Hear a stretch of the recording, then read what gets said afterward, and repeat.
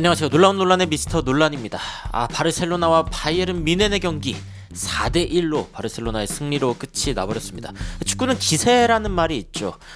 바르셀로나의 기세가 좋았다라고도 표현할 수 있을 것 같은데, 근데 그 기세가 꺾인 시점, 바로 이 두 번째 골이 터진 시점이었습니다. 바르셀로나의 두 번째 골, 그리고 여기에 엄청난 오심이 터져버려가지고 엄청난 화제가 되고 있는데, 어떤 이야기인지 경기 주요 하이라이트 그리고 외신 반응까지 바로 들어가 보시죠.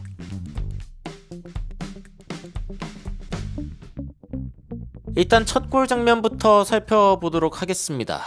이게 경기가 딱 시작하고 나서입니다. 바로 이제 45초라고 써 있는 거 보이시죠? 여기에서 이제 후방에서 빌드업을 하는 그런 바이에른 뮌헨의 패스인데, 이게 이제 중원까지 연결이 됐고 이게 이제 전방까지 연결이 됩니다.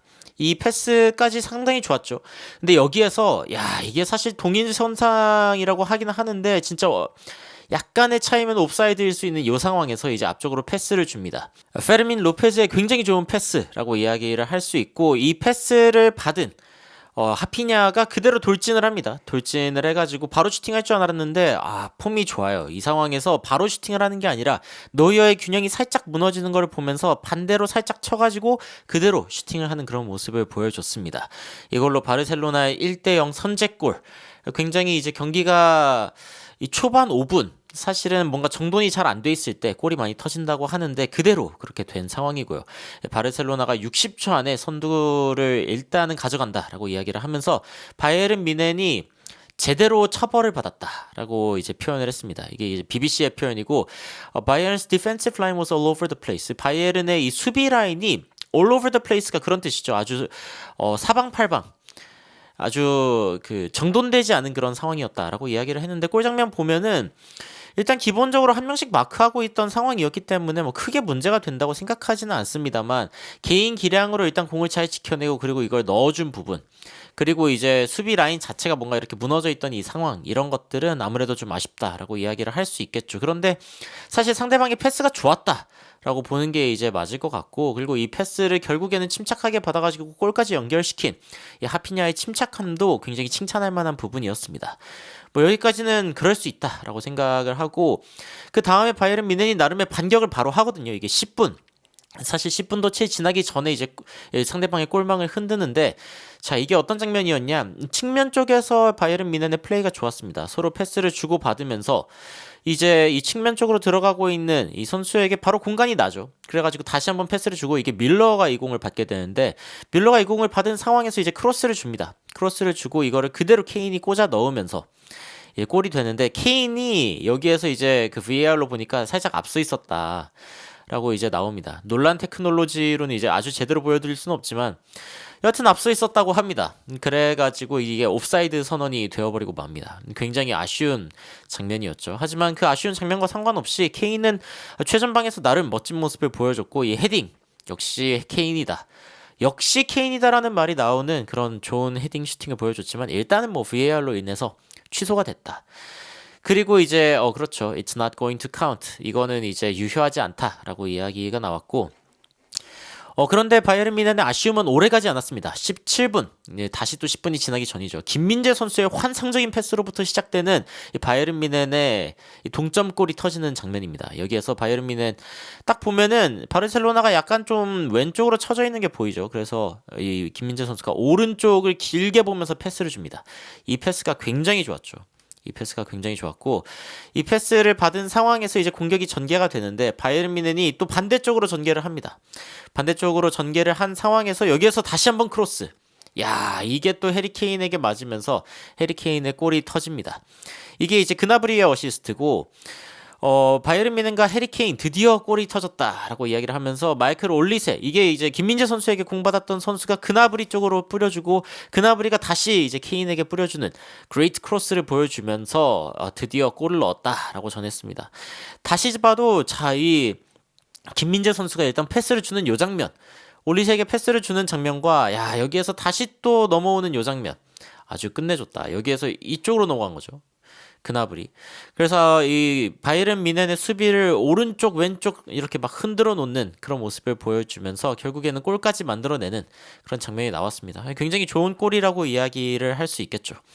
여기까진 분위기가 좋았습니다. 그런데 이 여기서부터 논란의 골이 있습니다. 바로 이제 이 두 번째 골, 바르셀로나의 두 번째 골이고 이게 36분 때 터진 레반도프스키의 골인데 이 장면에 대해서 콤파니 감독도 굉장히 항의를 할 정도로 좀 논란이 있었던 장면입니다. 그래서 한번 살펴보면은 자, 일단은 바이에른 뮌헨이 공격을 하는 장면. 이 상황 가운데 이제 공중볼 경합을 하게 됩니다. 공중볼이 날아오는데 근데 이 상황 가운데 김민재 선수를 밀어버리는 장면이 나옵니다. 아예 밀어버리는 장면이 나오고 여기에서 공을 잡게 되거든요. 그러면 이제 바이에른 뮌헨은 당연히 공격적으로 좀 유리한 포지션에 설 수밖에 없죠. 이 상황 가운데 이제 노이어가 이 공을 막으러 나오기도 하고 우파메카노도 동시에 이제 이 선수에게서 공을 뺏으려고 했지만 이 공을 결국에는 살짝 옆으로 쳐냈습니다. 첫 번째 골을 어시스트했던 페르민 로페즈의 두 번째 어시스트가 터지는 장면이기도 하고 레반도프스키는 뭐 이런 상황에서 놓칠 리가 없습니다. 이 상황에서 가장 크게 문제가 된 부분이 뭐냐? 일단은 요 장면이겠죠. 김민재 선수가 뜬 상황에서 페르민 로페즈가 김민재를 밀어버립니다. 그러니까 이거를 다른 각도에서 다시 한번 보면은 요 상황에서 살짝 이렇게 밀어버리거든요. 그래서 김민재 선수가 이 공의 착지 지점보다 약간 좀 앞으로 이제 가버리게 됩니다. 사실 이거를 이제 김민재 선수의 문제다라고 이야기를 할 수도 있죠. 물론 이제 그렇게 이야기할 수도 있겠지만 김민재 선수가 이 공중에 떠 있을 때 미는 것 자체 굉장히 위험한 행위입니다. 그러니까 일반적으로 같이 떠줘야 되는 거죠. 같이 떠서 경합을 해줘야 되는데 그게 아니라 그냥 밀어버립니다. 그래서 나중에 이 수치 보시면은 알겠지만 김민재 선수가 이거 공중볼 경합을 한 것으로 나오지도 않습니다. 왜냐면 상대가 안 떴기 때문에 그냥 실책으로 이제 기록이 되어버린 건데 여하튼 이 장면 자체가 굉장히 큰 문제가 됐습니다. 이거 VAR을 좀 돌려봐야 되는 거 아니냐 뭐 이런 이야기들이 나오기도 했고 현지에서는 바르셀로나가 일단은 골을 넣었는데 바이에른의 호러 디펜딩이었다라고 이야기를 하고 페르민 로페즈가 살짝 노이어를 넘겨가지고 공을 찔러주는 거를 레반도프스키가 탭인으로 마무리했다라고 이야기를 했는데 지금 이 장면을 본 이제 해외 팬들, 특히 이제 그 바이에른 뮌헨을 응원하고 있는 팬들은 야 이거는 완전히 푸시인데 그러니까 공중에 있을 때 미는 것 자체가 굉장히 위험한 행동이고 김민재 정도의 피지컬이 됐으니까 사실은 안 넘어지고 뭐 큰일이 없었던 건데 야 이거는 취소돼야 되는 거 아니냐 어떻게 이 골이 유효할 수가 있냐 이런 식의 반응들이 굉장히 많이 나왔고 이거는 무조건 김민재에게 온 파울이기는 한데 근데 솔직히 노이어가 포지션에서 또 벗어나 있는 걸 보니까 야 너무 안 좋은 골키퍼다. 근데 이거는 제가 봤을 때는 노이어에 대해서 너무 가혹한 그런 판단이라는 생각이 들긴 하고 야 너무 얼마나 살짝 밀었던 간에 여하튼 이 김민재의 헤딩이 약간 너무 바깥쪽으로 나온 거 아니냐 이런 식으로 약간 김민재 선수에 대한 비판도 있기는 했습니다만 와 김민재는 둘째치고 노이어는 뭐 하고 있었던 거냐 그러니까 노이어의 포지셔닝에 대한 이야기도 많이 나왔습니다. 그리고 어떻게 이게 파울이 아니었냐 이런 이야기들이 많이 나왔는데 뭐 노이어 이야기 나왔기 때문에 잠깐 그 골 장면 살펴보자면은 자 이렇게 들어가고 있는 상황에서 공이 떴죠. 뜬 상황에서 두 선수가 아니죠. 김민재 선수만 뜨고 이제 페르민 로페즈가 밀어버렸는데 이 상황에서 자 제가 노이어 키퍼였어도 만약에 이 상황이면은 그러면은 아마 이 선수가 바로 올 수 있다라고 생각해가지고 각도를 좁히려고 나올 수 있을 것 같기는 합니다.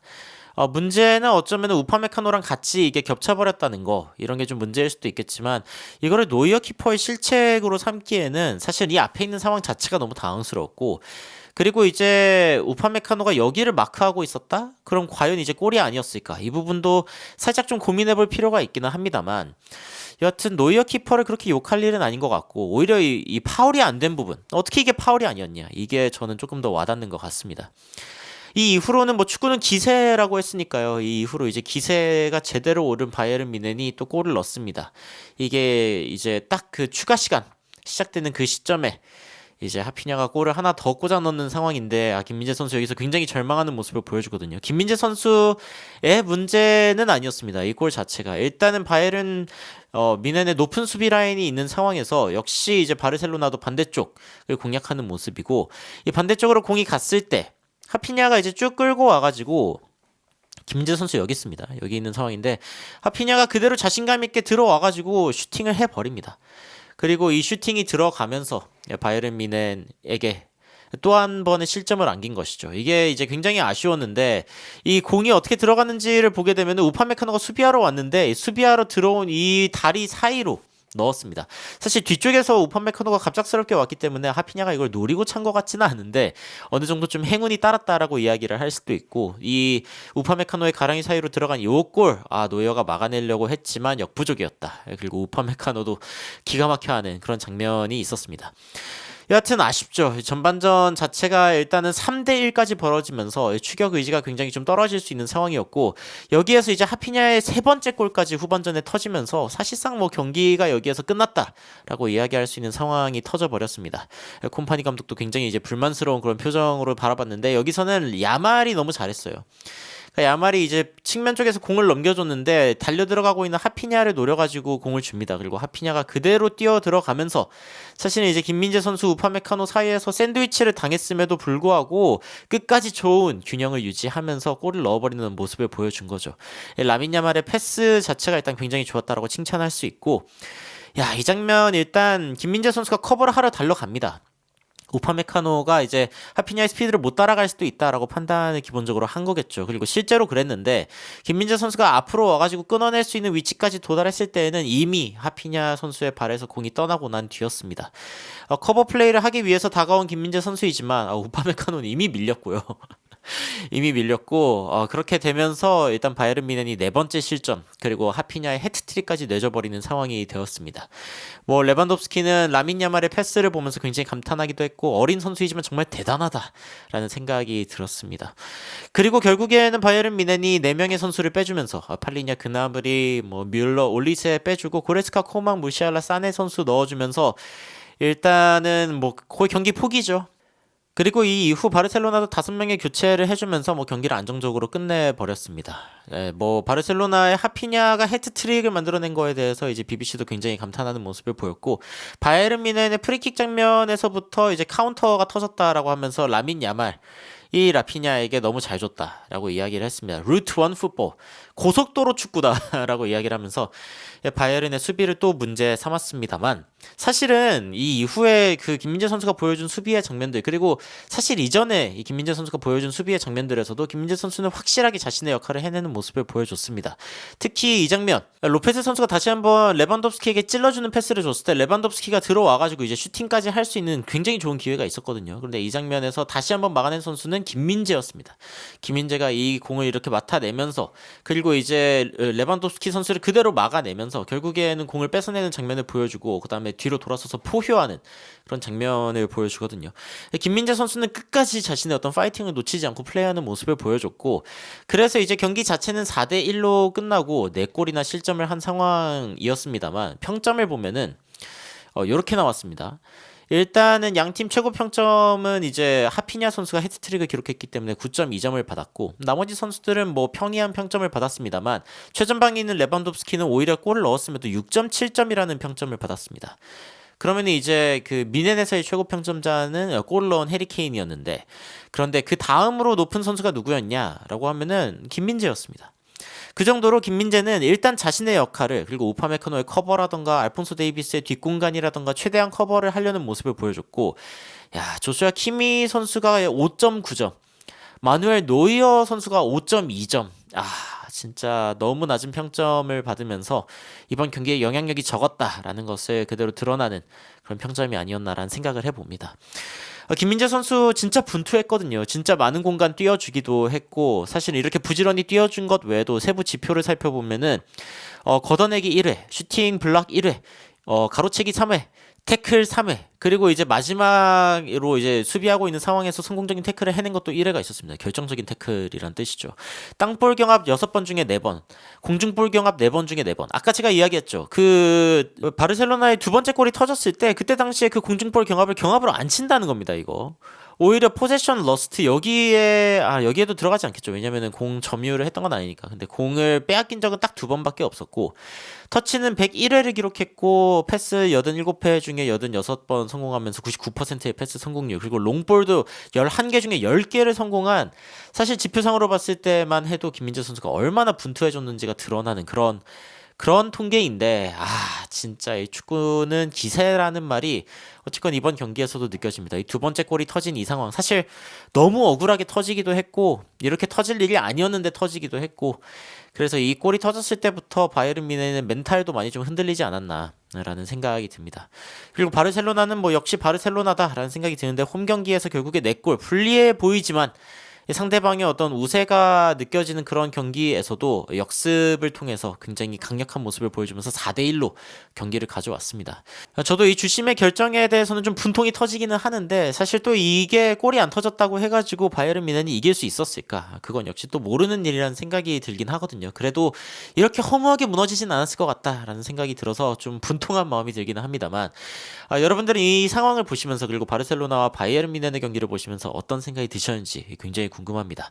댓글로 의견 남겨주시면 더욱 흥미롭고 재밌는 소식으로 찾아뵙도록 하겠습니다. 이상 놀라운 논란 미스터 논란이었습니다. 시청해주셔서 감사합니다.